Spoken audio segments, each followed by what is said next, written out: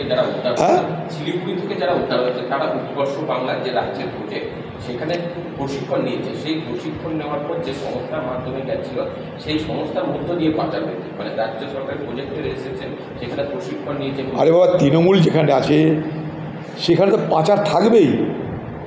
পাচার, অপরাধ, খুন খারাপি, ভ্রষ্টাচার তৃণমূলের দলীয় সম্পদ, সেখানে তো থাকবেই। তাই সেখানটাই পাচার হচ্ছে। আজকে সরকারি দল, আজকে পুলিশ, তাদের মদত ছাড়া কোনো কিছু পাচার হতে পারে কি? সে টাকা বলুন, মাদক দ্রব্য বলুন, গরু ছাগল বলুন, মানুষ বলুন, নারী বলুন, সব কিছু পাচার তো তাদের মাধ্যমে হচ্ছে। জাল ভোট, জাল পাসপোর্ট, যেদিকে তাকাবেন আপনি তৃণমূলের বড় বড় নক্ষত্র সব জায়গায় বসে আছে। তৃণমূলের গুণীজনেরা সব চুরি বাটপাড়ি ছাড়চাবির সঙ্গে তারা জড়িয়ে আছে। দিদি এটা দিয়েছে বাংলাকে।